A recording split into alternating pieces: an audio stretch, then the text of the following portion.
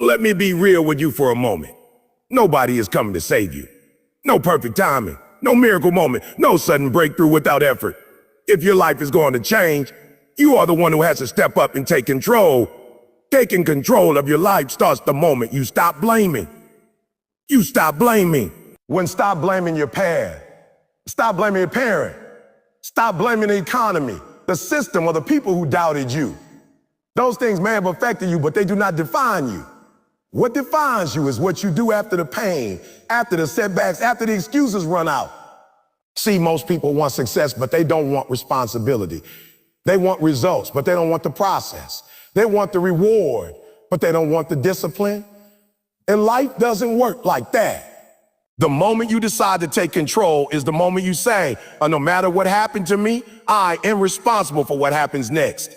You've got to understand this. Your habits are shaping your future right now. Every small decision you make, what you watch, what you eat, how you talk to yourself, how you spend your time is either building you up or tearing you down. Control doesn't come from motivation alone. It comes from daily discipline, especially on the days you don't feel like it. Taking control also means mastering your mind. If you don't control your thoughts will control you. Fear will talk you out of your destiny. Comfort will keep you stuck. Doubt will convince you to quit early. You have to train your mind to move forward even when confidence is low and energy is gone. And let me tell you something powerful. Taking control is not about perfection. It's about consistency. You don't need to do everything at once. You need to do something every day. One decision, one improvement, one step forward. Small progress done daily will beat talent wasted by excuses every single time. When you take control of your life, your standards change. You stop accepting average. You stop settling. You stop negotiating with your weaknesses. You start demanding more from yourself, not because life is easy, but because your future is worth the fight. So today, right now, make the decision. Take ownership. Take responsibility. Take action. Because the moment you take control of your life is the moment your life starts to change. Ownership changes everything the moment you truly understand what it means and decide to live by it.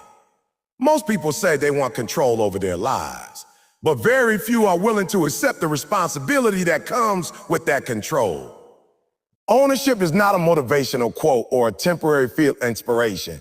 It is a mindset that forces you to look in the mirror and admit that where you are right now is largely the result of the choices you have made, the actions you took, and the actions you avoided. That truth can be uncomfortable, even painful, but it is also the doorway to freedom. Because the second you accept ownership, you regain power. You stop waiting for permission. You stop hoping someone else will change. You stop wasting energy blaming circumstances that you cannot control and start focusing on the decision that you can. When you take ownership of your life, excuses lose their power. Excuses feel safe because they protect your ego. They give you a reason to stay where you are without feeling guilty about it. But every excuse you accept quietly steals your future. Ownership demands honesty. It asks you to admit when you were lazy, when you were distracted, when you chose comfort over growth. Not to shame yourself, but to wake yourself up. Because awareness is the first step to transformation. You cannot fix what you refuse to acknowledge.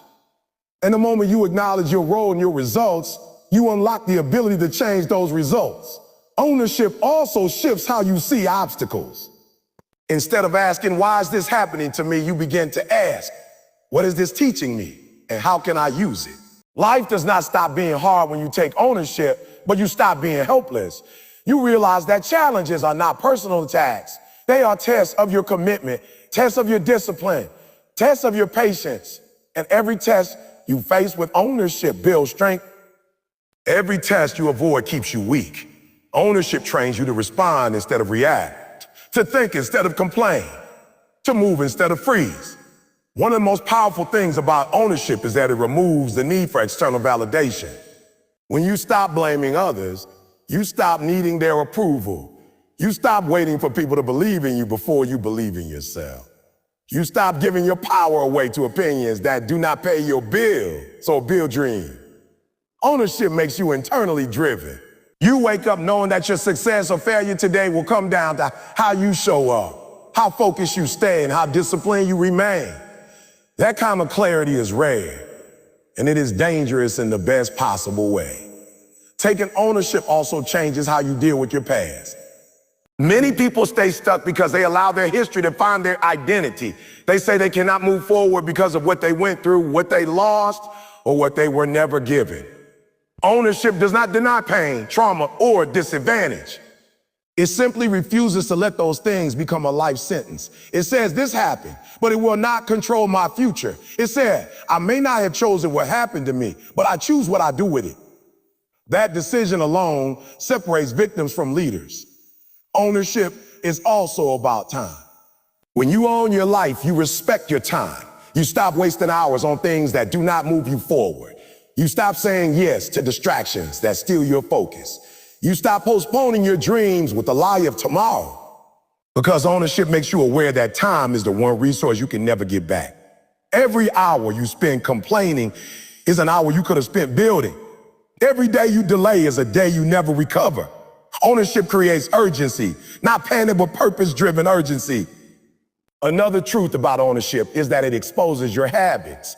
Your habits are not random. They are votes you cast every day for the kind of life you are building. Ownership forces you to examine those votes honestly. The way you start your mornings, the way you talk to yourself when things get hard, the way you handle failure, the way you reward yourself. When you take ownership, you stop pretending that habits do not matter. You understand that discipline in small things creates strength in big moments. You stop looking for shortcuts and start respecting the process. Ownership also transforms your self-talk. Instead of saying, I cannot do this, you say, I have not learned how yet. Instead of saying, this is too hard, you say, this is going to require more of me. Language matters because language shapes belief, and belief shapes behavior. When you own your words, you own your actions. You stop speaking weakness over your life and start speaking responsibility. Not fake positivity, but grounded confidence built on effort and integrity. When you fully embrace ownership, you stop comparing your journey to others. Comparison is a subtle way of avoiding responsibility. It gives you an excuse to feel behind, unlucky, or superior without actually improving. Ownership brings you back to your lane. It reminds you that your only real competition is who you were yesterday. It reminds you that progress is personal. That growth is not a race. That consistency matters more than speed. And when you focus on your lane, your energy stops leaking. Ownership also strengthens your resilience. When you fail, and you will fail, ownership prevents you from quitting. Instead of collapsing under disappointment, you analyze what went wrong. You adjust. You learn. You try again. Failure stops being a verdict and becomes feedback. This mindset keeps you in the game longer than talent ever could. Because talent without ownership creates arrogance, but ownership without talent creates unstoppable momentum. Taking ownership does not mean doing everything alone. It means being responsible even when you ask for help. It means not outsourcing blame when things fall apart. It means understanding that mentors, opportunity, and support systems can guide you, but they cannot carry you. You still have to show up. You still have to do the work. Ownership keeps you humble enough to learn and strong enough to learn and strong enough to lead. As you grow in ownership, your standards rise. You stop tolerating excuses from yourself. You stop lowering the bar to feel comfortable. You begin to demand excellence in your effort, not perfection in your results. This shift is critical because most people quit not because they fail, but because they get tired of holding themselves accountable. Ownership keeps you honest. It keeps you grounded. It keeps you moving forward even when motivation disappears. Ownership also changes how people see you, not because you announce it, but because it shows. People trust those who take responsibility. They respect those who do not deflect blame. They follow those who remain steady under pressure. Leadership is not about control over others. It is about control over self. And ownership is the foundation of that control. At the deepest level, ownership is an act of self-respect. It says, my life matters too much to be lived on autopilot. It says, I refuse to waste my potential blaming things I cannot change. It says, I am willing to do the hard internal work before asking for external rewards. That mindset is rare, and that is why success is rare. but it is available to anyone willing to accept responsibility. When you wake up each day with ownership, your life stops feeling random. Even on hard days, you know you are moving with intention. You know that your actions align with your values. You know that no matter the outcome, you showed up fully. That peace is priceless. Not because everything works out, but because you know you did your part. Ownership is not a one-time decision. It is a daily commitment. Some days you will live it well. Other days you will slip. The difference is that ownership allows you to correct quickly instead of spiraling. You do not hide from mistakes. You face them. You do not justify weakness. You address it. You do not wait for motivation. You act with discipline, and eventually something powerful happens. You start trusting yourself. You start believing that no matter what life throws at you, you will figure it out. Not because you are fearless, but because you are responsible. Not because you are perfect, but because you are consistent. That trust becomes confidence. That confidence fuels action. And that action builds the life you once only imagined. Ownership changes everything because it puts the steering wheel back in your hands. And once you have it, the only question left is whether you are willing to drive. Self-control is the real power because without it, talent is wasted, opportunities are missed, and potential remains locked forever. Most people think power looks loud, aggressive, dominant, or forceful, but real power is quiet. Real power is the ability to pause when emotions want to explode, to stay disciplined when distractions are screaming, and to stay committed when quitting feels easier. Anyone can react, but only a few can respond with intention. That ability to choose your response, even under pressure, is what separates those who lead their lives from those who are controlled by circumstance. When you lack self-control, life controls you. Your moods decide your actions. Your impulses dictate your choices. Your environment pushes you in directions you never planned to go. You wake up promising yourself that today will be different, and by nightfall you realize nothing changed. Not because you are incapable, but because you surrender control to comfort, habit, and emotion. Self-control is the muscle that stops this cycle. It gives you the strength to do what needs to be done even when you do not feel like it. Self-control starts with awareness. You cannot control what you do not notice. Most people live on autopilot, repeating the same behaviors without questioning them. They eat without thinking, scroll without purpose, speak without intention, and react without reflection. Self-control asks you to slow down and observe yourself honestly. It asks you to notice what triggers you, what distracts you, what weakens your focus. This awareness is not about judging yourself. It is about understanding yourself. And understanding creates choice. One of the hardest tests of self-control is emotional regulation. Life will test you. People will disrespect you. Plans will fail. Progress will feel slow. In those moments, emotion will demand immediate expression. Anger wants release. Fear wants escape. Frustration wants surrender. Self-control does not deny emotion. It manages it. It allows you to feel deeply without acting recklessly. It allows you to acknowledge pain without letting pain dictate your future. This emotional discipline is what keeps you from burning bridges, making decisions you regret, and sabotaging your own progress. Self-control also governs your daily habits. Success is not built in dramatic moments. It is built in quiet routines no one applauds. Waking up when you want to sleep, working when you want to rest, practicing when no one is watching. Self-control is choosing long-term growth over short-term pleasure. It is saying no to what feels good now, so you can say yes to what matters later. Every time you exercise this choice, you strengthen your discipline. Every time you avoid it, you weaken your future. The truth is, discipline feels restrictive at first, but it leads to freedom. When you control your actions, you control your outcomes. When you control your time, you control your direction. When you control your thoughts, you control your confidence. People who lack self-control feel trapped, even when they have options. People with self-control feel free, even when conditions are difficult. That's real power. Self-control also determines how you handle temptation. Temptation is not always obvious or destructive. Sometimes it looks harmless. Another episode, another delay, another excuse, another shortcut. These small compromises seem insignificant in the moment, but over time they shape your identity. Self-control teaches you to recognize these moments as crossroads. One path leads to comfort and stagnation. The other leads to discomfort and growth. You may not see the results immediately, but the direction is being set. Another area where self-control proves its power is consistency. Motivation comes and goes. Energy rises and falls. But self-control keeps you steady. It keeps you moving forward, even when progress feels invisible. It prevents you from quitting during the boring phase, the slow phase, the phase where nothing exciting seems to be happening. Most people fail here, not because they are weak, but because they mistake lack of excitement for lack of progress. Self-control helps you trust the process when emotions are silent. Self-control also protects your focus.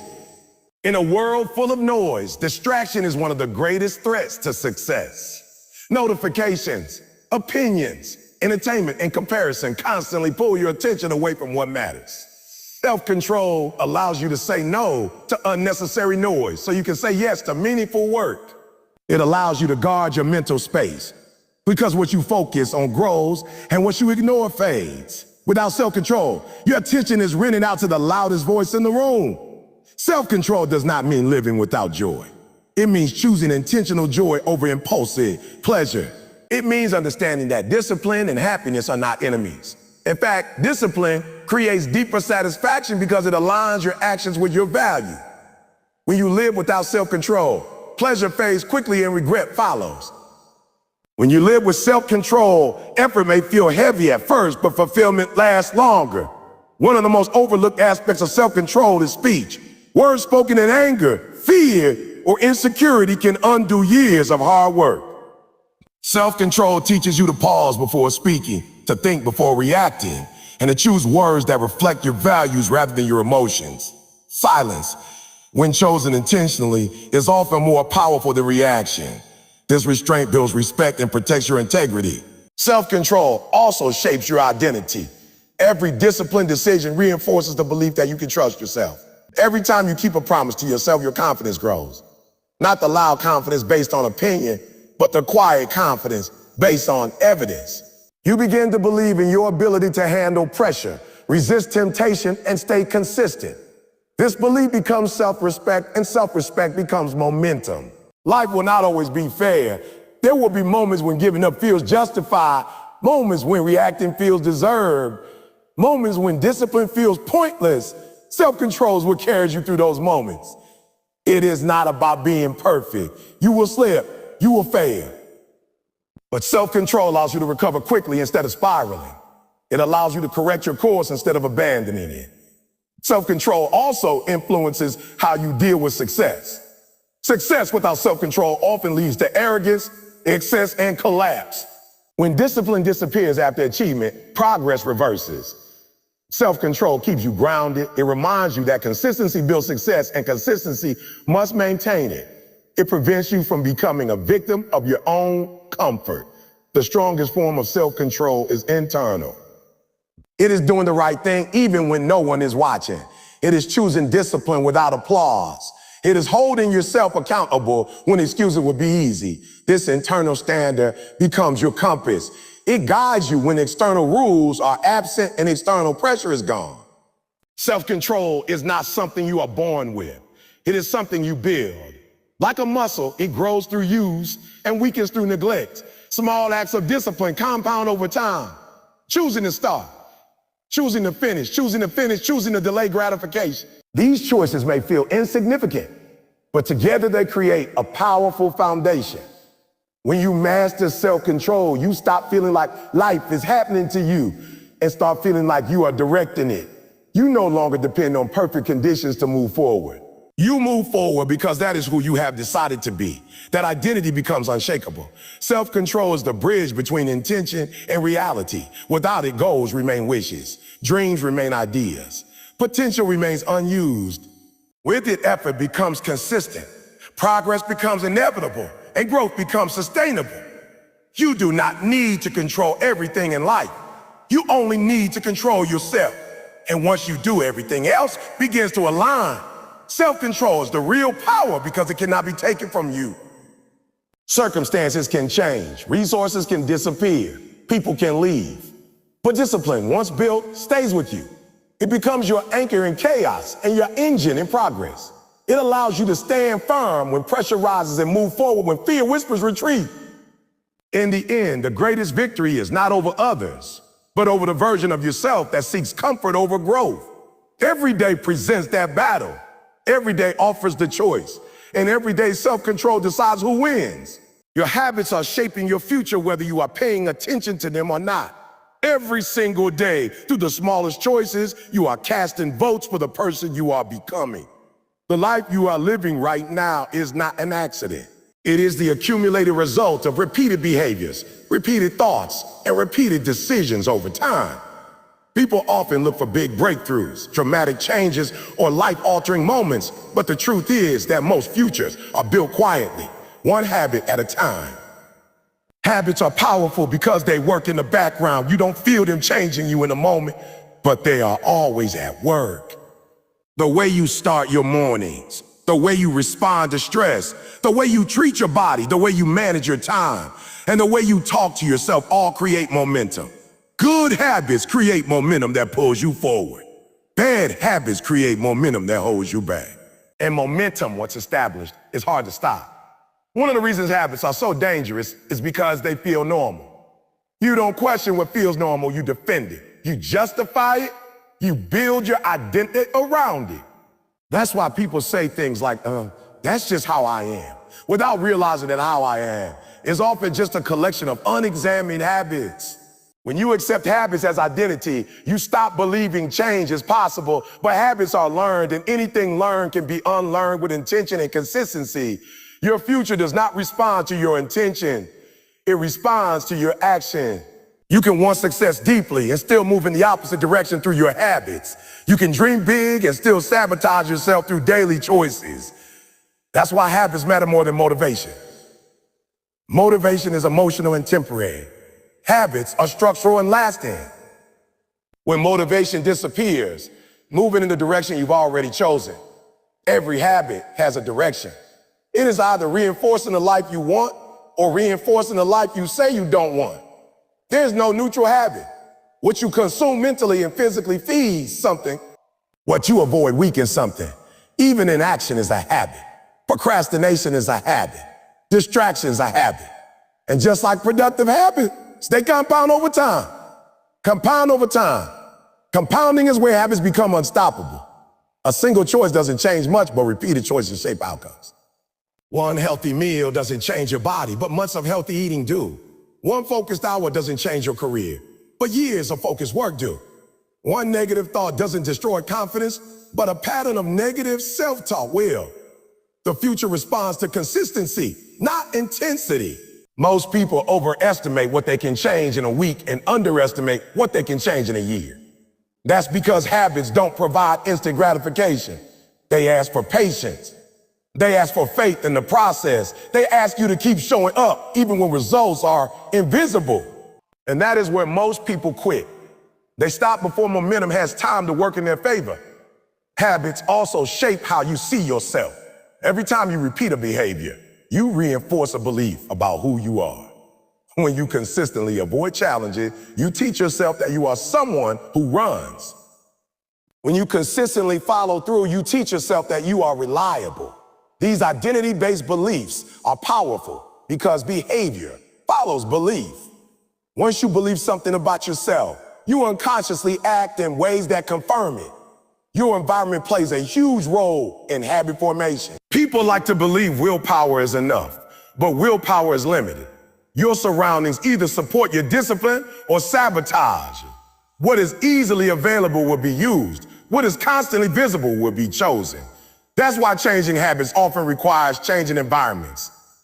If you don't control your environment will control your habits. Habits also determine how you respond under pressure. In stressful moments, you don't rise to your goals. You fall back on your habits. That is why preparation matters. That is why repetition matters. When pressure hits, there is no time to think. You act based on what you have trained yourself to do. Your habits become your safety net or your downfall. Many people say they want change, but their habits say otherwise. Their words aim high, but their routines aim low. This disconnect creates frustration. You feel like you are trying, but nothing changes. The problem isn't effort, it's alignment. Your habits must match your goals. If they don't, the habits will win every time. The future always listens to what you do more than what you say. Breaking bad habits is difficult because they often serve a purpose. They provide comfort, escape, or familiarity. Removing a habit without replacing it leaves a gap. That gap pulls you back to the old behavior. Sustainable change requires substitution, not just elimination. You replace destructive habits with constructive ones that meet the same need in a healthier way. Good habits don't require motivation. They require systems. Systems remove decision-making. They make the right action automatic. When habits are built into your routine, discipline becomes easier. You don't argue with yourself every day. You just do what you've trained yourself to do. This reduces mental fatigue and increases consistency. Habits also affect how you handle failure. People with strong habits recover faster because their routines put them back on track. People without habits rely on emotion, and emotion is unreliable. When things go wrong, habits provide stability. They remind you who you are and what you do, even when confidence is low. Your habits don't just shape your future externally, they shape it internally. The way you think, the way you interpret events, and the way you speak to yourself are habits too. A mind trained to look for excuses will always find them. A mind trained to look for solutions will always grow strong. Thought patterns repeated over time become belief systems. It's important to understand that habits don't require perfection. Missing once doesn't break a habit. Quitting does. Consistency doesn't mean never failing. It means never stopping. The danger is not the mistake. It's the story you tell yourself after the mistake. Habits survive when you forget quickly and return to action immediately. Small habits often feel insignificant, which is why they are ignored.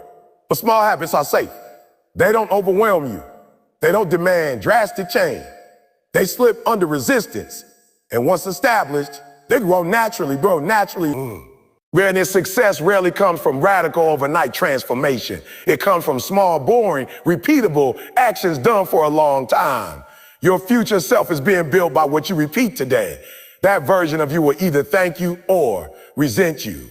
Habits are messages sent forward in time. They are promises or warnings. Every habit you maintain says something about what you value and what you prioritize. And priorities always reveal themselves through action. Habits also influence your circle, like attracts like. Your routines determine where you spend your time, who you interact with, and what conversations you have. Over time, habits shape your network, and your network shapes opportunities. This is how small daily actions can lead to major life shifts without you noticing it happening. Changing habits requires patience and self-honesty. You must be willing to admit what isn't working. You must be willing to start small. You must be willing to feel uncomfortable. Comfort and growth rarely coexist. Habits that build your future often challenge your present comfort. But discomfort is temporary. Regret lasts much longer. Your habits don't care about your past. They respond to what you do consistently now. No matter where you are starting from, repetition will move you forward. That is the power of habits. They do not require talent, luck, or perfect timing. They only require commitment to showing up again and again. The future doesn't arrive suddenly. It arrives gradually, disguised as daily routine. That's why habits are destiny in slow motion. You don't wake up one day and suddenly become successful, unhealthy, confident, or defeated. You wake up as the result of what you practice repeatedly. When you understand this, you stop chasing shortcuts. You stop looking for hacks. You stop waiting for motivation. You focus on building habits that align with who you want to become. And over time, those habits build momentum.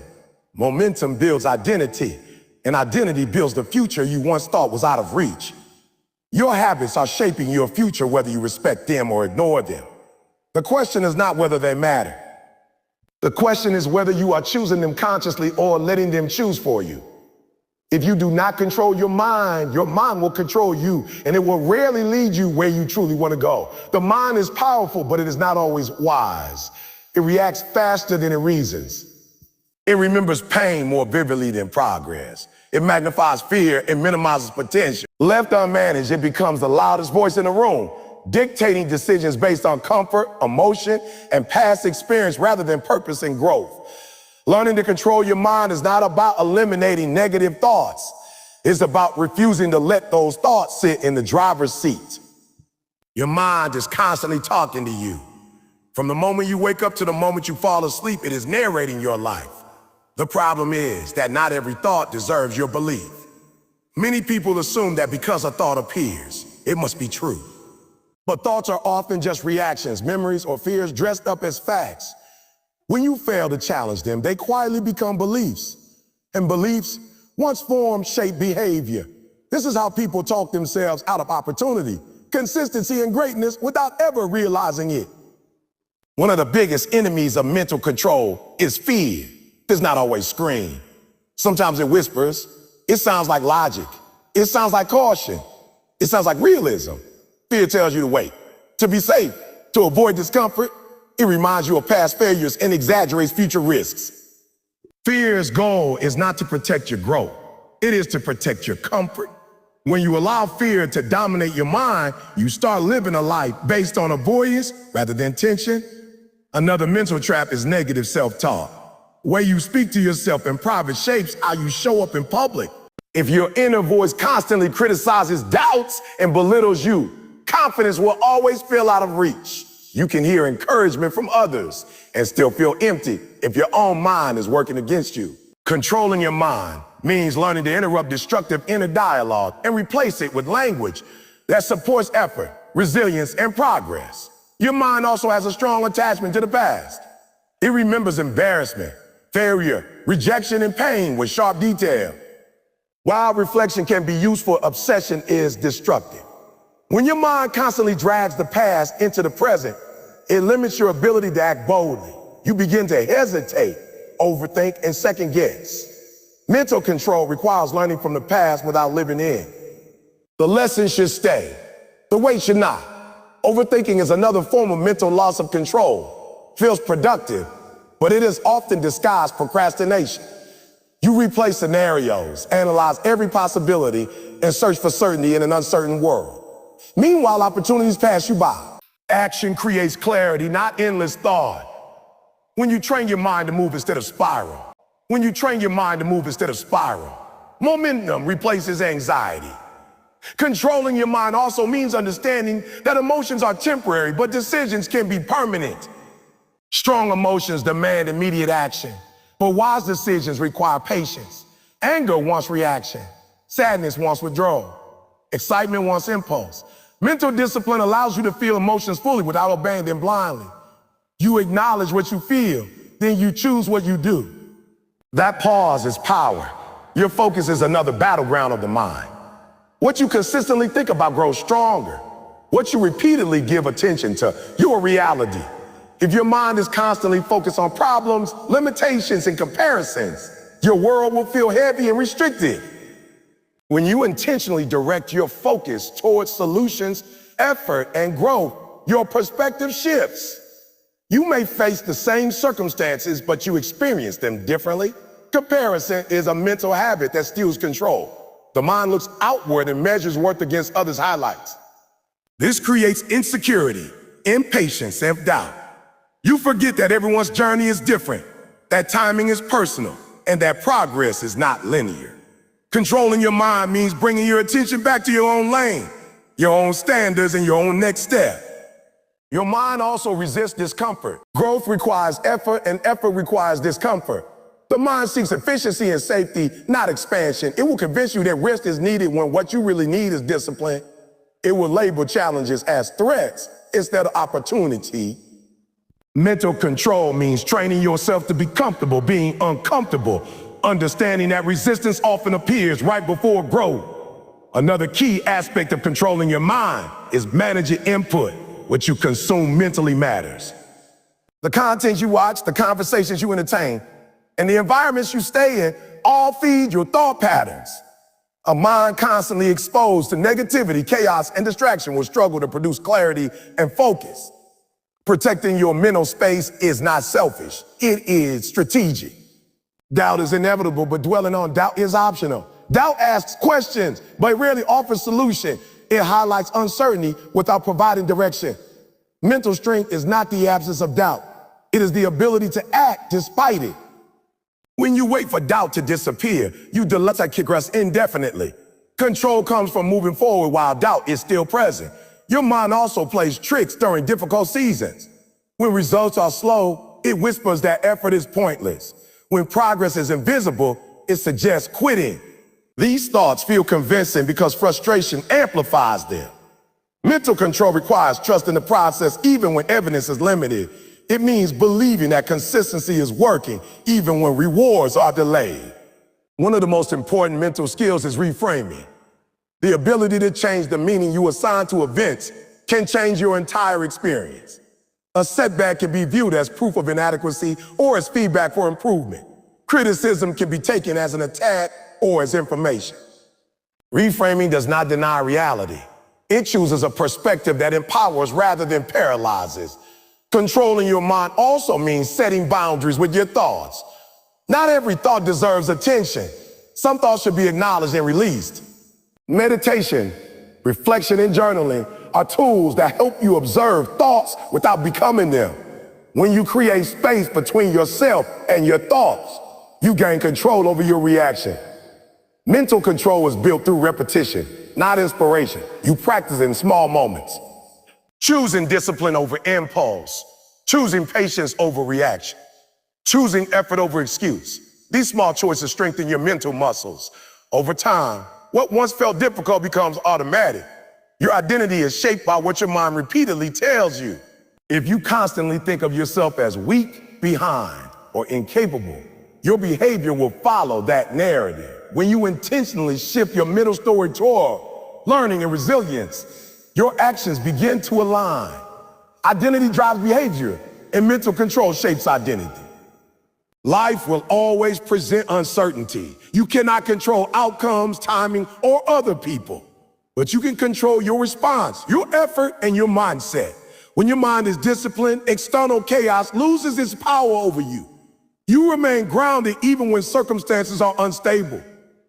Mental control also builds emotional resilience. When setbacks occur, you recover faster. You don't spiral as deeply or as long. You process disappointment, then refocus on action. This resilience is not toughness without feeling. It's strength with awareness. When you control your mind, you stop being your own biggest obstacle. You stop sabotaging progress with negative assumptions. You stop negotiating with fear. You stop letting temporary feelings override long-term goals. Instead, you move with intention. The ultimate goal of controlling your mind is freedom. Freedom from impulse. Freedom from constant self-doubt. Freedom from emotional overreaction. Freedom to choose who you want to be regardless of circumstance. This freedom is earned through discipline, awareness, and consistency. If you do not take responsibility for your mind, it will be shaped by default, by past pain, by external noise, by other people's expectations. But when you choose to train and challenge it and guide it, your mind becomes your strongest ally rather than your greatest enemy. Control your mind before it controls you, because every action begins as a thought. And when your thoughts are disciplined, your actions become powerful, your direction becomes clear, and your life begins to move with purpose instead of pressure. Consistency over perfection is the principle that separates those who grow steadily from those who stay stuck chasing flawless moments that never arrive. Perfection feels attractive because it promises certainty. It tells you that if you wait a little longer, prepare a little more, fix a few more flaws, then everything will finally be right. But perfection is an illusion. It keeps you standing still while time moves forward. Consistency, on the other hand, accepts imperfection and moves anyway. It understands that progress is built through repetition, not through flawless execution. Most people delay action because they're afraid of doing something imperfectly. They wait for confidence, clarity, or perfect conditions. But confidence does not come before action. It comes from action. Clarity does not appear before movement. It is created by movement. Consistency teaches you to start before you feel ready and to continue even when things feel messy. It replaces hesitation with momentum. Perfection focuses on outcomes. Consistency focuses on process. When you obsess over outcomes, every mistake feels like failure. Every delay feels devastating. Every setback feels personal. But when you commit to consistency, mistakes become part of the journey. You expect them. You learn from them, you adjust and continue. This mindset removes the emotional weight that stops most people from trying again. Consistency builds trust with yourself. Every time you show up, even imperfectly, you prove that you are reliable. That reliability compounds into self-belief. Perfection, on the other hand, damages trust because you constantly break promises to yourself by waiting. You tell yourself you will start tomorrow, next week, or when things improve. Over time, your mind stops believing your intentions. Consistency repairs that relationship by aligning words with action. The truth is that perfection is often just fear wearing a mask. Fear of judgment, fear of failure, fear of being seen trying and not succeeding. Consistency challenges that fear by choosing courage repeatedly. It says, I may not be great today, but I will be better tomorrow because I will keep going. That quiet commitment is more powerful than any dramatic burst of effort. Small, consistent actions outperform rare, perfect efforts every time. One perfect day, followed by weeks of inactivity, produces nothing. Small daily steps produce momentum. Momentum creates rhythm. Rhythm creates habit. And habits shape outcomes. This is how ordinary actions lead to extraordinary results over time. Consistency also protects you from burnout. When you chase perfection, you push too hard, expect too much, and collapse under pressure. You try to do everything at once. You demand instant results. When those results don't appear, frustration sets in. Consistency encourages sustainability. It allows rest without quitting. It allows effort without exhaustion. It keeps you in the game long enough to win. Another danger of perfection is comparison. When you aim to be perfect, you constantly measure yourself against others. You compare your beginning to someone else's middle. You compare your behind the scenes to their highlight reel. This comparison kills joy and slows progress. Consistency brings your focus back to your own path. It asks only one question. Did you show up today? Consistency also teaches patience. Results rarely show up on the schedule you expect. Progress is often invisible before it becomes undeniable. When you commit to consistency, you accept delayed gratification. You trust that effort compounds even when evidence is limited. This patience strengthens discipline and reduces anxiety. Perfection demands control. Consistency accepts uncertainty. Life is unpredictable. Plans change. Energy fluctuates. Circumstances shift. If you require perfect conditions to act, you will rarely act. Consistency adapts. It finds a way to move forward regardless of conditions. Even a small step counts. Even limited effort matters. Consistency also builds resilience. When you practice showing up regularly, setbacks lose their power. Missing one day doesn't destroy your identity. Making a mistake doesn't erase your progress. You return to the routine without drama. This emotional stability keeps you moving forward instead of starting over repeatedly. Growth happens through repetition. Skills improve through practice, not through planning alone. Confidence grows through experience, not through visualization alone. Strength increases through repeated effort, not through one perfect workout. Consistency respects this reality. It aligns with how progress actually works. Another powerful aspect of consistency is that it lowers resistance. Big goals feel intimidating. Perfect execution feels overwhelming. But small, consistent actions feel manageable. You don't have to conquer the entire mountain today. You only have to take the next step. This reduces procrastination and builds momentum naturally. Consistency also reshapes identity. When you show up daily, you stop seeing yourself as someone who tries and start seeing yourself as someone who does. This shift is subtle but powerful. Identity influences behavior. When you identify as consistent, discipline becomes part of who you are, not something you force. Perfection creates pressure. Consistency creates freedom. When you allow yourself to be imperfect, you experiment more. You learn faster. You recover quicker. You stop fearing mistakes and start using them. This freedom fuels creativity and innovation. Consistency also keeps you grounded during success. When results improve, perfection can create complacency or arrogance. Consistency keeps you humble. It reminds you that results are maintained the same way they were built, through daily effort.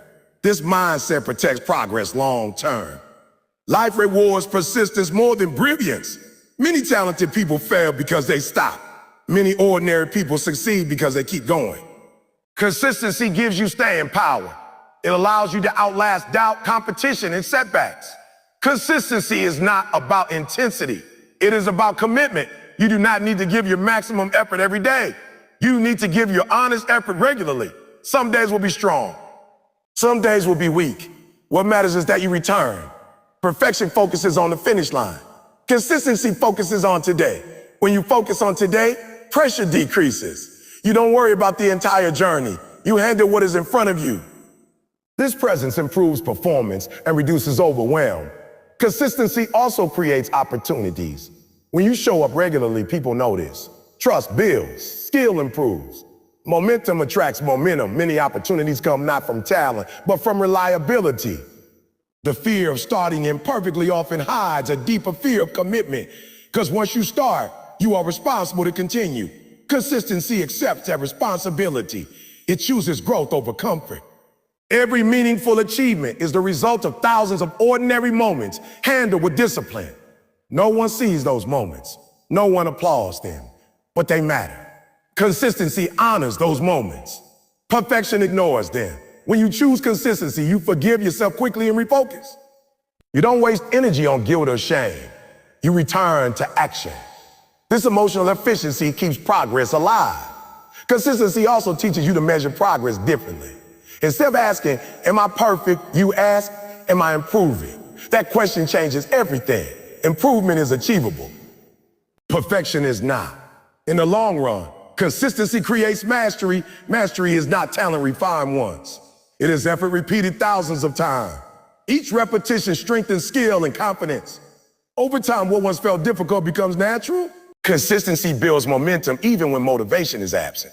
Motivation is unreliable. Consistency is dependable. It does not require inspiration. It requires decision. And decisions, when repeated, become habits. Your life is shaped more by what you do often than by what you do exceptionally once. That is why consistency wins. It builds slowly, quietly, and powerfully.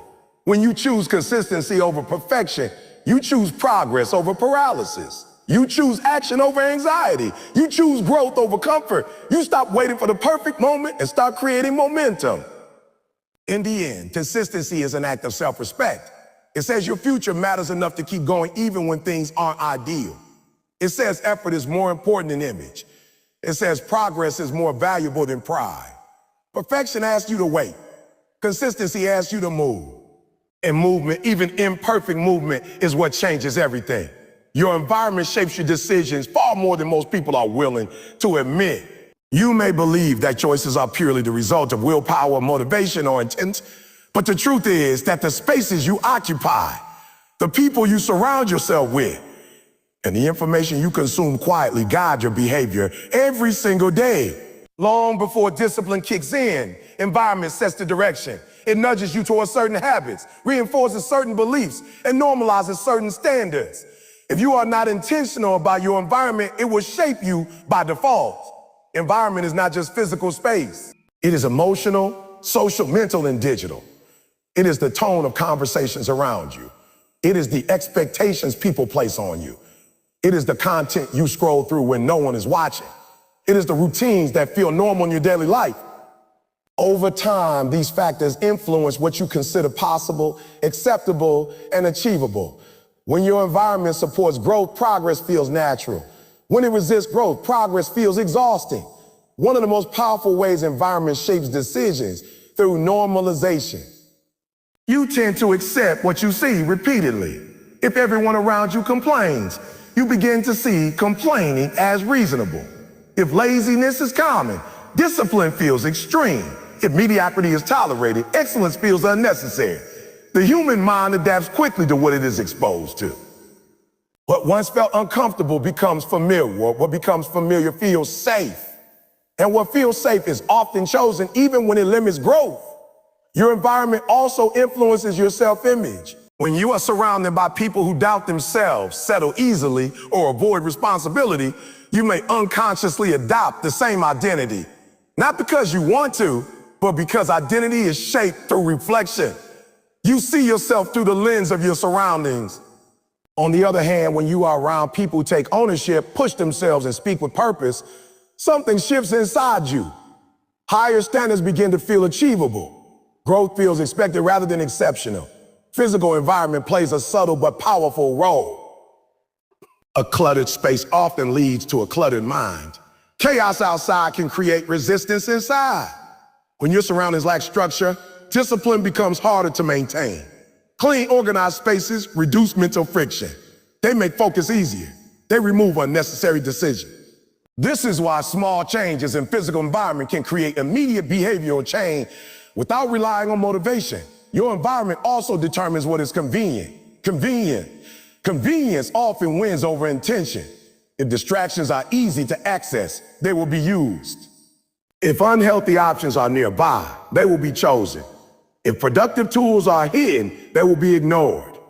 Most decisions are not made through deep thought. They are made through ease. Designing an environment that makes the right choice easier is one of the most effective forms of self-leadership. Social environment may be the strongest influence of all. The people you interact with regularly shape your language, mindset, and expectation. Conversations create reality. If your circle constantly talks about limitations, fear, and excuses, your mind absorbs that narrative. If your circle talks about effort, growth, and solutions, your thinking elevates. This is not about judgment, it is about awareness. Influence does not require permission. It happens through proximity.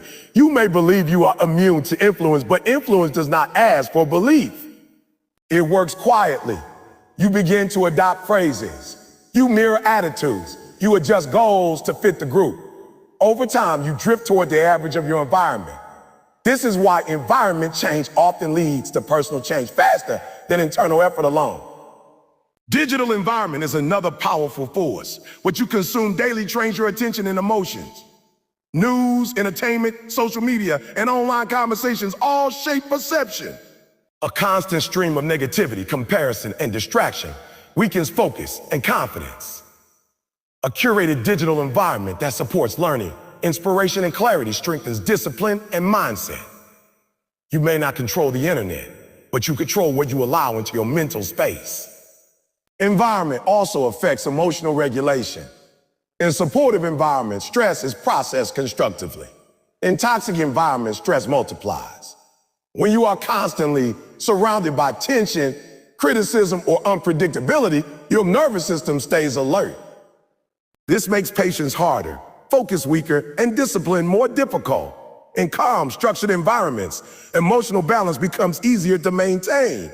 Another way environment shapes decisions is through expectation. When more is expected of you, you often rise to meet it. When little is expected, effort declines. Expectations act as invisible standards. If your environment expects growth, accountability, and progress, you begin to hold yourself to those standards. If your environment accepts excuses, those excuses become acceptable to you as well. Your environment also determines what feels possible.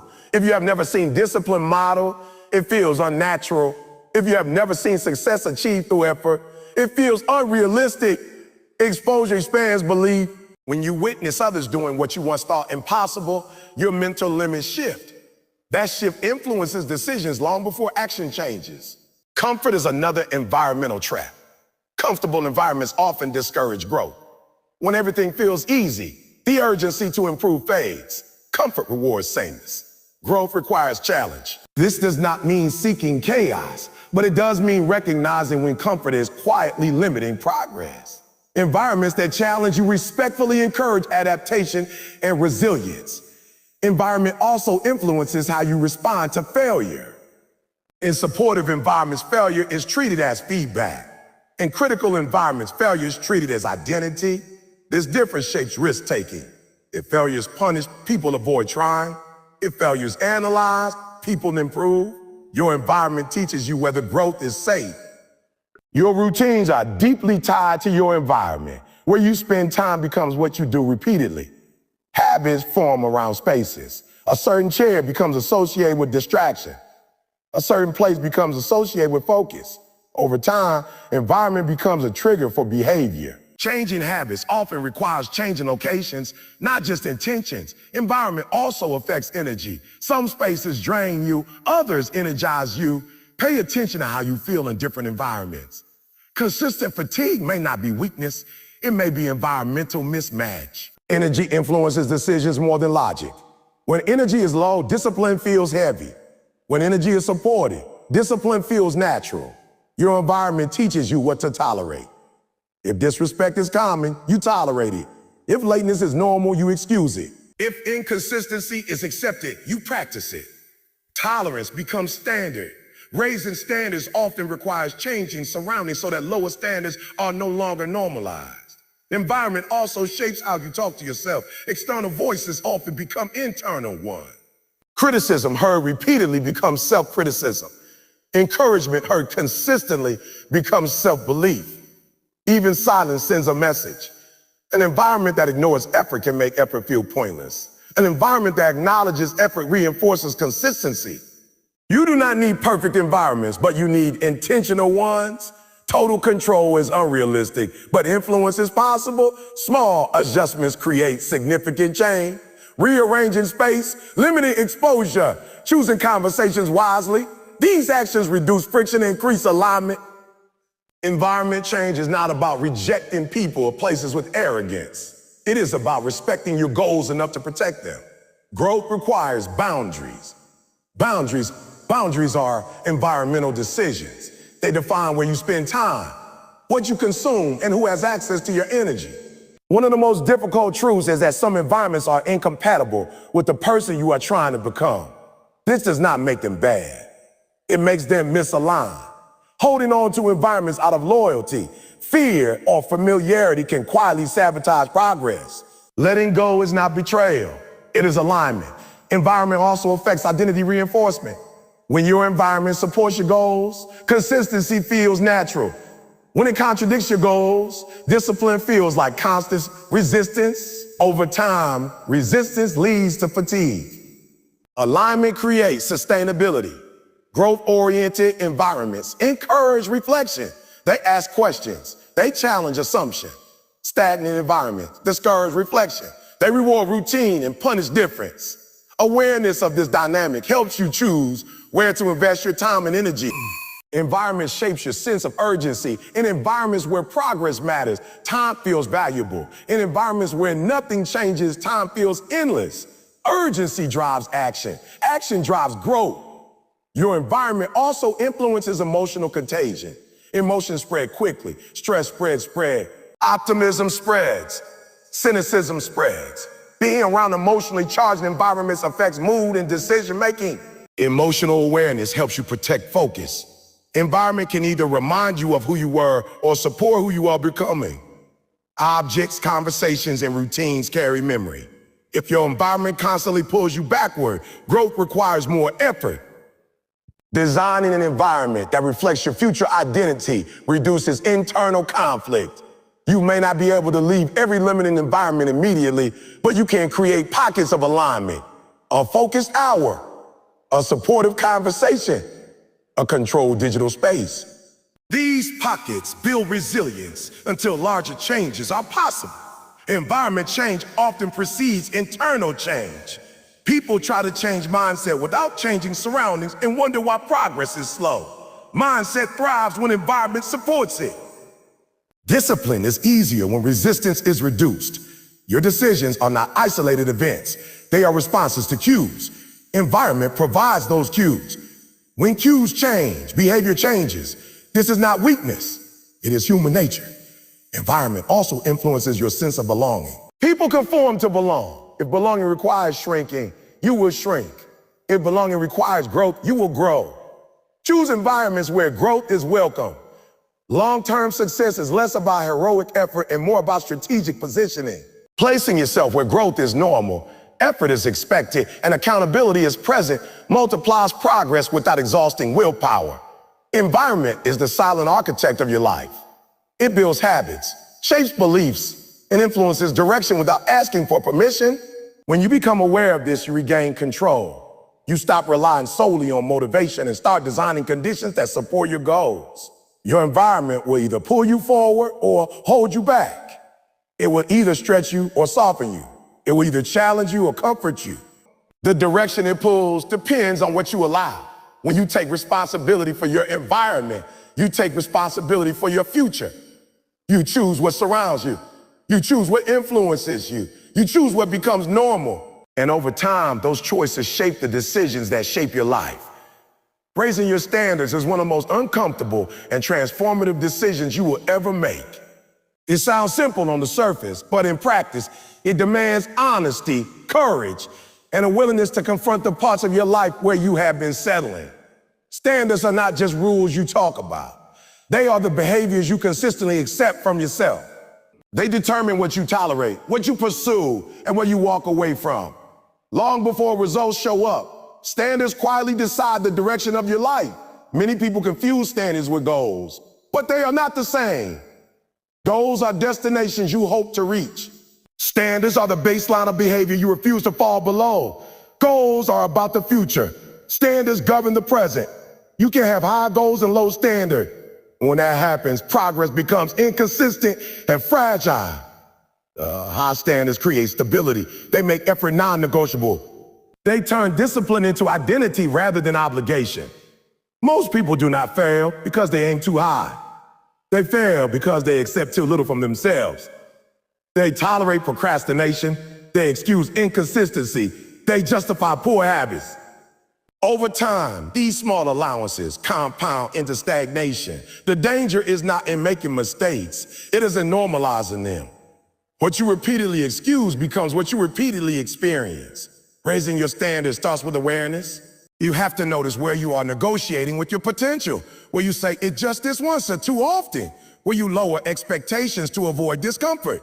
These moments seem harmless, but they shape character. Every time you choose comfort over commitment, you reinforce a lower standard. Every time you choose effort over ease, you reinforce a higher one. Standards shape self-respect. How you treat your time reflects how much you value yourself. How you keep promises to yourself determines how much you trust yourself. When standards are low, self-trust erodes. Self-trust erodes. You begin to doubt your ability to follow through. When standards rise, self-respect grows. Confidence becomes grounded, not loud. It comes from knowing that you do what you say you will do. Raising standards often means letting go of excuses you have relied on for years. Excuses feel protective, but they quietly cap growth. They allow you to explain away discomfort instead of working through it. When you raise your standards, excuses lose power. You stop asking whether something feels good and start asking whether something feels good and start asking whether it aligns with who you want to become. One of the hardest parts of raising standards is that it exposes gaps. You become more aware of where you fall short. This can feel discouraging at first, but awareness is not punishment. It is information. It shows you where growth is needed. High standards do not demand perfection. They demand honesty and effort. They ask you to respond to gaps with action, not avoidance. Raising your standards changes how you spend your time. Time wasting becomes more uncomfortable. Distractions lose appeal. You begin to feel internal resistance to activities that do not align with your values. This is not because you become rigid, but because clarity increases. You know what matters, and that knowledge reshapes priorities. Standards influence emotional regulation. When standards are low, emotions dictate behavior. When standards are high, emotions are acknowledged made blindly. You still feel tired, frustrated, or unmotivated, but you act according to principle rather than impulse. This is where maturity develops. You stop waiting to feel ready and start acting responsibly. Raising standards also affects relationships. You become more selective about who has access to your energy. You stop tolerating disrespect disguised as humor. You stop accepting inconsistency dressed up as busyness. This does not make you harsh, it makes you clear. Clear standards reduce resentment because boundaries replace unspoken expectations. People may react when you raise your standard. Some will feel challenged. Some will feel challenged. Others will feel uncomfortable. Not because you are doing something wrong, but because your growth reflects possibilities they are avoiding. This reaction is not a signal to lower your standards. It is a signal that change is happening. Growth often creates distance before it creates alignment. Raising standards requires patience. You will not meet them perfectly at first.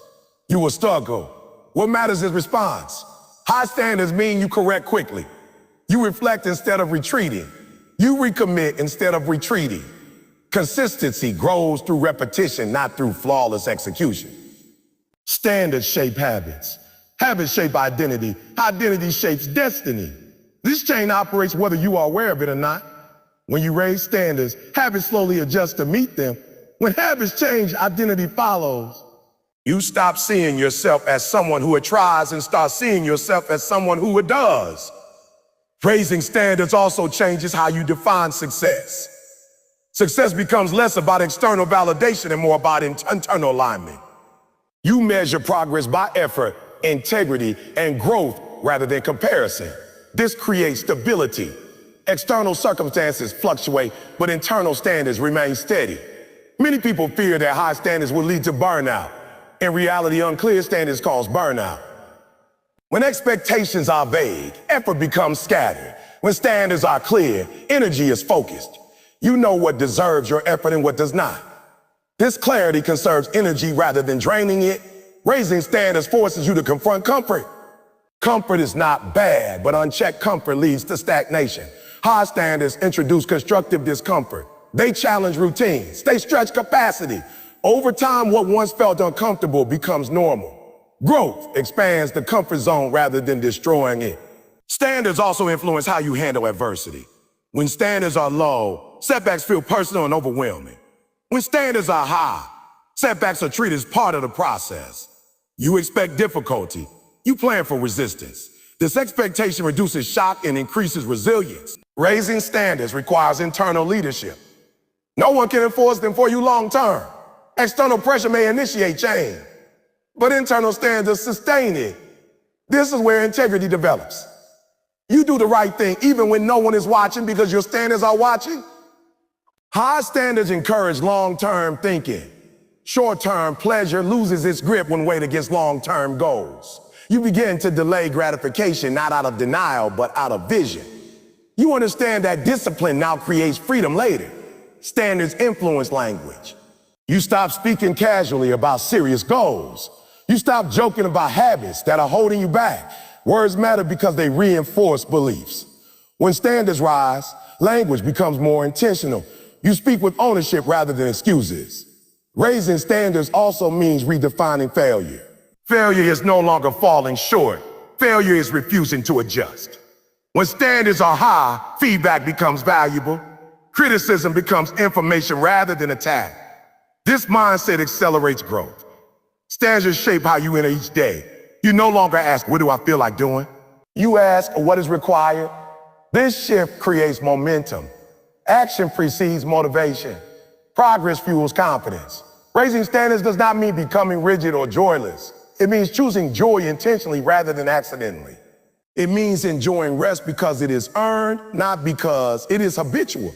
It means celebrating progress without losing hunger. Standards also affect decision-making speed. When standards are clear, decisions become easier. You know what aligns and what does not.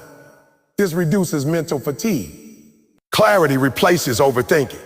Raising standards often requires solitude. Reflection is necessary to define what you truly value. Without reflection, standards are borrowed rather than chosen.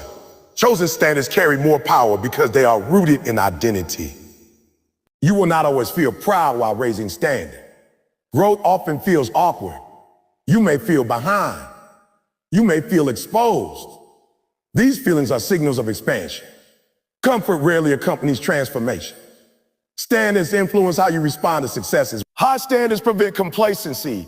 Achievement becomes a checkpoint, not a finish line. Gratitude and hunger coexist. You appreciate progress without losing momentum. Raising standards is an act of self-respect. It says your life matters enough to require effort. It says your potential deserves protection. It says your future is worth discipline. You do not raise standards by making grand declarations. You raise them through small, consistent decisions. Showing up when tired. Speaking honestly when uncomfortable. Choosing effort when excuses are available.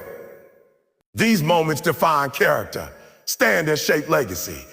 Long after goals change, standards remain visible in how you live, how you treat others, and how you respond to chat. They become your signature. Raising standards does not guarantee immediate success.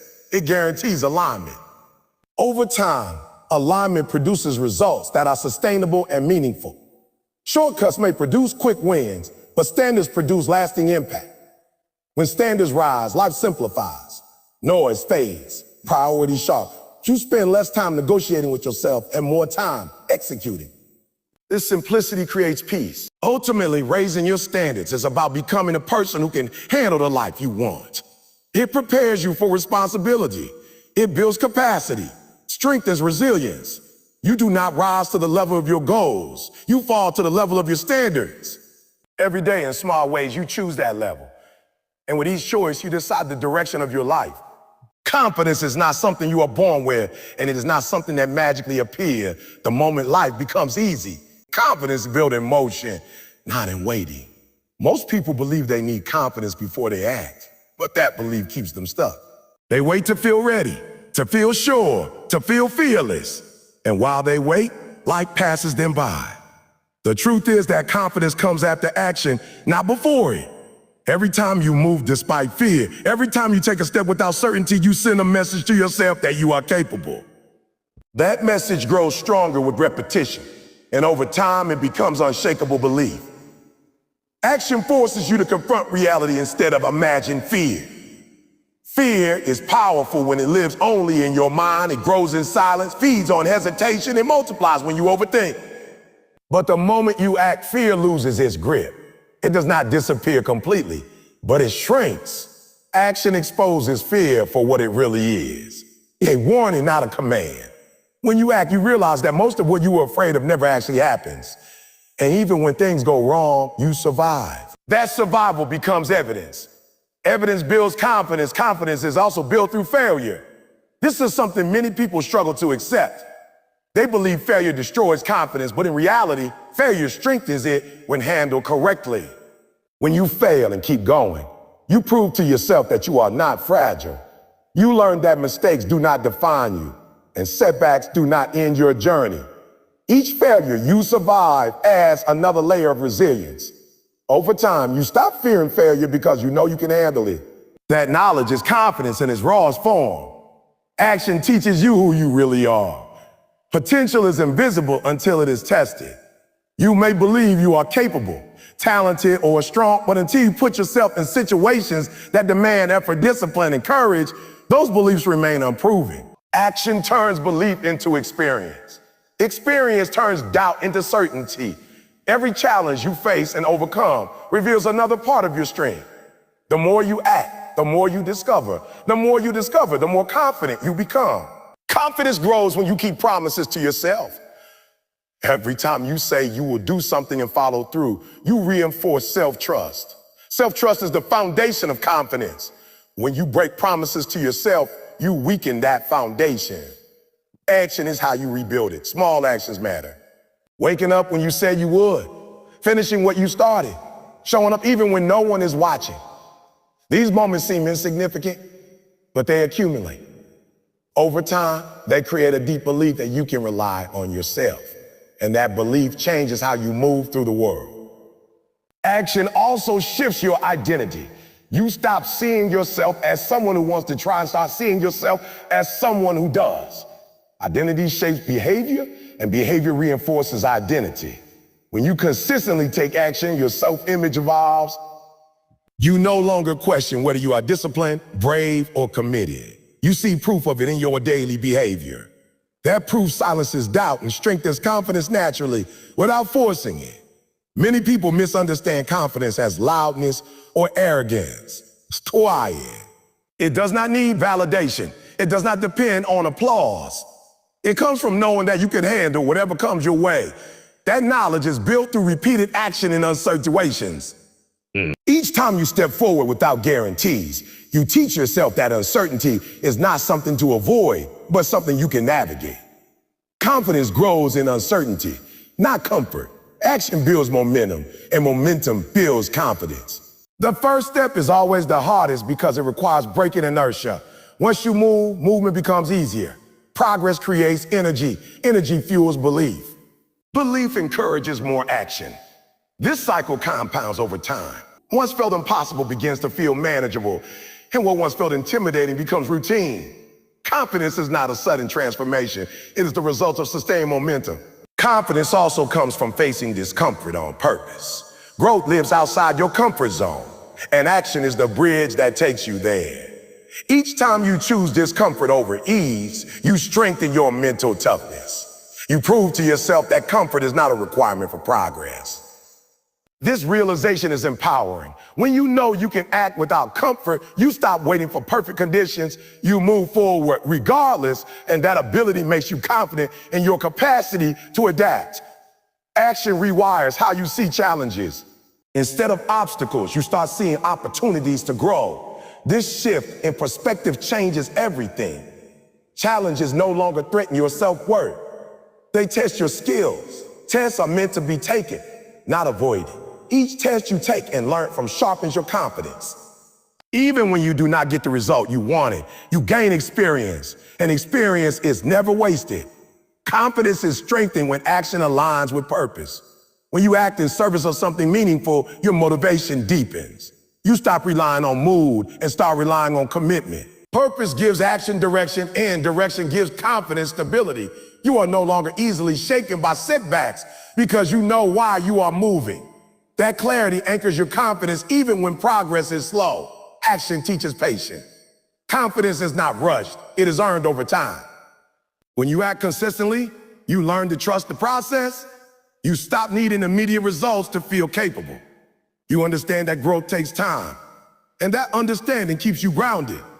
Patience prevents desperation, and desperation is the enemy of confidence.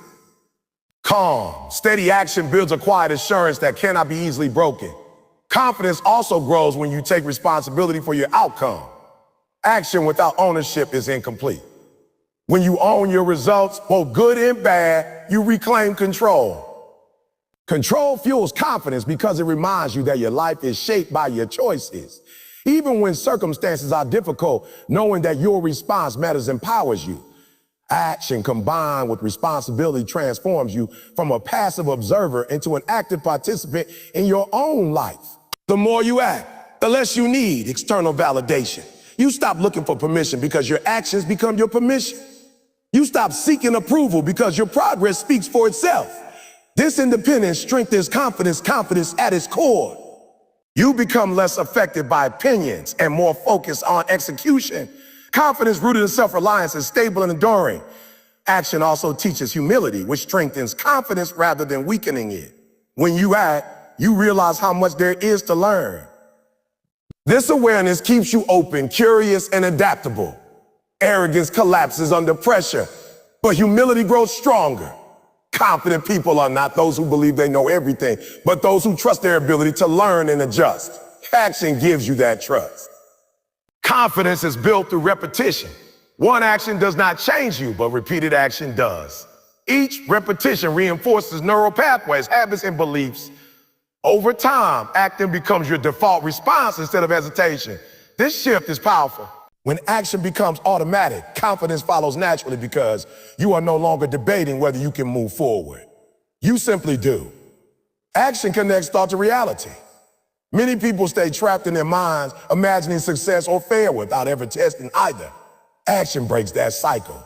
It brings ideas into the real world where they can be shaped, improved, and strengthened. This connection grounds confidence in reality rather than fantasy. Real confidence is not about believing you will succeed every time. It is about knowing you can handle whatever outcome occurs. Confidence grows when you look back and see how far you have come. Action creates a trail of progress you can reflect on. Reflection reinforces belief. When you remember the obstacles you overcame, the fears you faced, and the effort you invested, you realize that you are stronger than you once were. That realization fuels future action, creating a powerful loop of growth and confidence. Action demands presence. When you act, you are focused on the moment rather than worrying about the future or regretting the past. This presence reduces anxiety and increases clarity.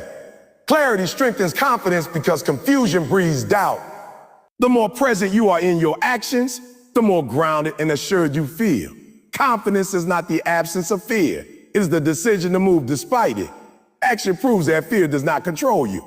Each time you choose movement over paralysis, you reclaim authority over your life. Authority builds confidence. You begin to see yourself as someone who leads rather than follows. who decides rather than waits. Ultimately, confidence is a byproduct of courage practiced daily. Courage is not a personality trait. It is a choice made repeatedly. Action is how that choice is expressed. When you choose to act again and again, you build a history of courage. That history becomes your confidence. It is not borrowed, imagined, or temporary. It is earned, lived, and deeply rooted. Action turns intention into identity. It transforms who you think you are into who you actually become. Confidence is the natural outcome of that transformation. When you act consistently, intentionally, and courageously, confidence is no longer something you chase. It becomes something you embody. Every moment you are alive, you are making choices, whether consciously or unconsciously. Each choice, no matter how small, compounds over time to create the trajectory of your life. The truth that many people overlook is that you are not at the mercy of circumstance, luck, or even other people's opinions. You are at the helm, whether you acknowledge it or not. The power to shape your destiny lies in your hands, and it begins with the decisions you make every single day. Life does not reward potential alone, it rewards action. It rewards those who refuse to remain passive, who refuse to let fear dictate behavior, and who refuse to allow excuses to bind their limits. The moment you understand this, the way you approach every challenge, every setback, and every opportunity shifts. You begin to see that the only person who can truly control your life is you. No one else can think for you, decide for you, or act for you. If you hand over control to others or to circumstances, you are essentially giving away the most precious resource you have, your agency, your freedom, your ability to determine what your life looks like. Recognizing this is not enough. Understanding alone will not change your life. The difference is made when awareness transforms into deliberate, consistent, and intentional action. Taking control of your life requires honesty, a brutal, unflinching honesty with yourself. It demands that you look at where you are right now and stop making excuses for why things are the way they are. No more blaming the system, other people, or a random chance. The first step is to stop telling yourself lies. Lies such as, I'll start tomorrow, it's too late for me, or I don't have what it takes. Every lie you tell yourself keeps you trapped, reinforces limitations, and dulls the potential that exists within you. Truth is liberating. Truth is liberating. It allows you to identify exactly where you need to grow, exactly where you need to take responsibility, and exactly where you need to act. You may not like what you see initially. The truth often feels uncomfortable, even painful. But discomfort is the sign that you are on the threshold of transformation. It is the sign that real growth is possible. Without facing truth, you cannot establish the control you desire. Because control you desire, because control is only possible when you understand reality as it is, not as you wish it were. Control over your life also begins in your mind. Your thoughts are not random. They are powerful indicators of where your life is heading. Most people fail to recognize that the quality of their thoughts determines the quality of their decision. If you allow doubt, fear, and negativity to dominate your thinking, your actions will follow, and your results will mirror that internal chaos. Taking control starts with mastering your mind. Become aware of the narrative you tell yourself and choosing which voices to amplify and which to silence. Thoughts of limitation must be replaced with thoughts of possibility. Thoughts of fear must be replaced with thoughts of courage. Thoughts of self-doubt must be replaced with thoughts of self-belief. This is not a superficial change. It is deep foundational work that rewires the way you respond to challenges, opportunities, and setbacks. Every action that stems from clarity, focus, and belief strengthens your control and reinforces your ability to guide your life intentionally. Another critical element of taking control is understanding the power of habits and routines. Your life is not determined by random acts of effort. It is determined by patterns of behavior repeated consistently over time. Habits are the architecture of your days, and once they are established, they shape outcomes almost automatically. Those who seem effortlessly successful have often mastered their routines. They have learned how to align daily action with long-term goals. Control over life is less about grand gestures and more about the small, deliberate choices repeated consistently. Waking up with intention, committing to personal growth, prioritizing health, dedicating time to learning, and showing up even when motivation is low. These daily acts of consistency accumulate into extraordinary results. The key is to design your habits in such a way that they serve your vision, not your comfort. Comfort is the enemy of growth. If your routines are designed to please the immediate self rather than the future self, control slips away. Every hour spent without intentional action is an hour where someone else's narrative, someone else's agenda, or someone else's influence can shape your life instead of your own deliberate choice. Accountability is another cornerstone of control. You cannot outsource responsibility for your life to anyone else and expect to thrive. It is not enough to wish, hope, or desire change. You must accept full ownership of your decisions, actions, and consequences. This includes owning mistakes without shifting blame, owning failures without self-pity, and owning successes without arrogance. Accountability transforms your mindset from passive to proactive. It is the realization that every result, good or bad, is a reflection of your choices. This understanding removes victimhood, excuses, and dependency. Once you embrace accountability, your actions become sharper, more intentional, and more aligned with your purpose. You stop waiting for validation, permission, or opportunity. You become the architect of your own destiny. Time is another crucial factor in the equation of control. Most people live as though they have unlimited time, but the truth is that life is finite. Each day lost is an opportunity wasted. Taking control means valuing your time, protecting it fiercely, and using it strategically. It means prioritizing tasks that move you toward your goals and eliminating distractions that siphon energy and focus. It means saying no to people, activities, and habits that do not align with your vision. Time is the currency of life, and mastery over your time is mastery over your life. You cannot control your days if you are constantly at the mercy of interruptions, indulgences, or trivial concerns. Every deliberate choice about how you spend your time reinforces your agency and strengthens your command over your own life. Equally important is the environment you cultivate. Your surroundings, the people you spend time with, and the information you consume all shape your mindset, your energy, and your decision. Surround yourself with people who challenge you, inspire you, and hold you accountable. Remove influences that promote mediocrity, doubt, and stagnation.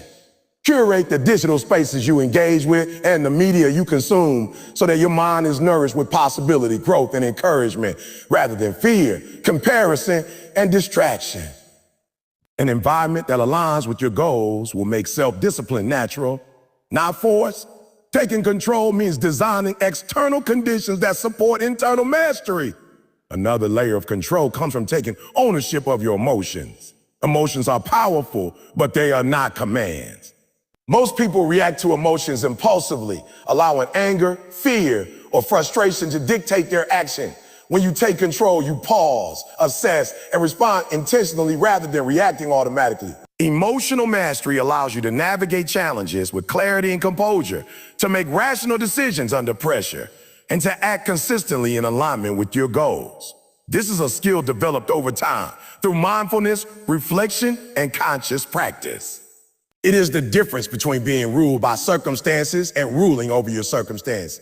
Decision-making is the vehicle through which control manifests. Every choice you make, big or small, affects the trajectory of your life. Taking control means making decisions based on your principles, vision, and long-term goals, rather than short-term impulses, peer pressure, or convenience. Indecision is a form of surrender. Hesitation has control over the chance, fear, or other people. Confident, decisive action reinforces mastery over life, while procrastination and uncertainty erode it. Each decision is a test of your commitment to yourself, and each test, when passed, strengthens your belief in your own capacity. Discipline is another pillar of control. Motivation is fleeting, but discipline endures. It is the ability to act consistently even when desire wanes, even when energy is low, and even when obstacles arise. Discipline bridges the gap between intention and result. It is the muscle that allows you to act in alignment with your vision regardless of circumstances. Without discipline, awareness, desire, and planning are insufficient. Life will pull you in countless directions, and only through consistent, disciplined action can you maintain control, progress, and alignment with your purpose. Growth and learning are also central to taking control. A person who believes they have nothing to learn becomes trapped by their own limitation. Taking control requires humility, the the recognition that you are capable of improvement and the willingness to seek knowledge, skill, and perspective. Continuous learning expands your capabilities, strengthens your confidence, and allows you to navigate challenges with greater effectiveness. Stagnation is a surrender to life. Growth is an assertion of control. Every book read, every skill acquired, every lesson internalized increases your capacity to influence your own destiny. Fear is perhaps the most common barrier to control, but it is also the most revealing. Fear is a signal of the areas where you have yet to assert your agency. It shows you where courage is required. Taking control does not mean eliminating fear. It means acting despite it. The more you move forward in the presence of fear, the less power fear holds over you. Every courageous choice, every calculated risk, every step into the unknown expands your comfort zone and strengthens your command over life. Fear is temporary, but the habit of decisive action in its presence is permanent and empowering. Persistence is the glue that binds all these elements together. Control over your life is not achieved through a single act of courage. A single insight or a single decision is built through consistent, deliberate effort over time. Obstacles will arise, setbacks will occur, and distractions will tempt you away from your purpose. But persistence ensures that you continue to act, to learn, to grow, and to realign whenever necessary. Each return to deliberate action reinforces your authority over your own life, and over time, the compounding effect of persistence becomes unstoppable. Vision is the compass of control.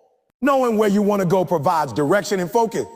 Without vision, action becomes scattered, energy is wasted, and control erodes. The clear vision allows you to filter opportunities, prioritize actions, and make decisions that align with your ultimate goals. Vision is not a vague hope. It is a detailed picture of the life you intend to create, combined with a plan of action. It gives purpose to effort, clarity to choices, and meaning to challenges. Gratitude and reflection are also integral to maintaining control. Awareness of progress, even small progress, reinforces your sense of agency. Reflection allows you to learn from successes and failures alike, adjusting strategies, refining goals, and improving execution. Gratitude grounds you in perspective, reminding you of resources, support, and opportunity that enhance your capacity to act. Together, these practices strengthen your confidence, focus, and ability to guide your own life intentionally. Ultimately, taking control of your life is a holistic process. It involves mastering your mind, habits, time, environment, emotions, decisions, discipline, learning, and vision. It is an ongoing commitment to act intentionally, to align behavior with values, to respond to fear with courage, to navigate life with purpose. Control is not a destination. It is a continual practice. It is exercised moment by moment, choice by choice, decision by decision. Each step forward is evidence of your capacity to shape your life. And over time, those steps accumulate into a life defined not by chance, circumstance, or the will of others, but by your own deliberate action. When you truly embrace control of your life, you stop blaming, waiting, and hoping. You start doing, deciding, and shaping. You understand that every result, whether success or failure, is feedback, not a verdict. You develop resilience because obstacles are no longer permanent barriers, but temporary challenges to navigate. You cultivate freedom because your choice, not external forces, determine your path. You experience empowerment because you are no longer a passive participant, but an active creator of your reality. And in this space where awareness, responsibility, courage, and action converge, life becomes yours to direct with intentionality, purpose, and unwavering determination. The journey to full control is never perfect or linear. There will be missteps, distractions, and moments of doubt. But each time you recommit, each time you act with awareness, each time you choose courage over comfort, you reinforce your authority over your own existence. Control is strengthened. Confidence grows, and the trajectory of your life moves steadily toward the future you choose. The life you desire is not determined by luck, by chance encounters, or by the limitations of others. It is determined by your willingness to act, persist, and remain accountable to yourself no matter the obstacles. You are the author of your story, the captain of your ship, and the architect of your destiny. The decisions you make today echo into your tomorrow. The actions you take now, no matter how small, Build momentum that will carry you through challenges, setbacks, and victories alike. Every intentional choice is a brick in the foundation of the life you will lead. Every act of courage, discipline, and consistency strengthens the structure. And as the foundation grows stronger, the limits imposed by fear, doubt, and external influence crumble. You do not need permission to take control. You do not need ideal conditions. You do not need approval from anyone else. The only requirement is the decision to act repeatedly, consistently, and intentionally.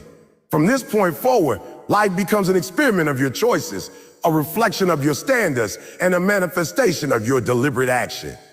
You move forward not because the path is easy, but because your commitment is unshakable.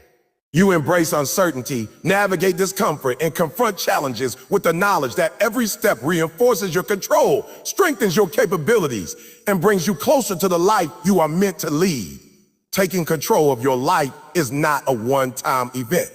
It is a lifelong commitment. It is exercised in how you think, how you act, how you respond, and how you persist. It is reinforced by clarity, accountability, discipline, and vision. It is amplified by courage, consistency, and the refusal to hand over your power to circumstances or others. And it is rewarded with a life defined not by limitation, fear, or external expectation, but by deliberate choice, purposeful action, and the unwavering belief that you are capable of creating the future you desire. Every day presents a new opportunity to assert this control. Each sunrise is a chance to act with intention, to align your choices with your goals, and to demonstrate through behavior that you are the author of your own life. There will be moments of difficulty, moments of doubt, and moments where fear whispers that you are not ready. In those moments, remember that control is not about perfection. It is about persistence. It is about moving forward, step by step, decision by decision, choice by choice, even in the presence of uncertainty. That is the essence of mastery over life. And that is the path to freedom, fulfillment, and lasting empowerment. Your life is a reflection of your decisions. Your future is a result of your actions. Your potential is unlocked not by chance, but by deliberate choice and relentless execution. You have the power to shape, mold, and direct your path. No external force can take that away unless you allow it. Everything else, the challenges, the distractions, the setbacks, is temporary. What is permanent is your ability to respond, to act, and to choose intentionally. When you embrace this truth, when you commit to owning every aspect of your journey, you discover that control was never elusive. It was waiting for your decision to claim it. This is your life. This is your responsibility. This is your power. Choose to act. Choose to persist. Choose to align every thought, habit, and decision with the person you want to become. Face fear. Face uncertainty. Face challenge, and in doing so, you will not just live. You will lead, create, and thrive. Control is yours, and with it, the possibilities are limitless. The choice is yours always. Take it, own it, and let every action, every thought, every moment be a testament to the power you hold within. Your life is yours to command, and it begins the moment you decide to take control and never let go.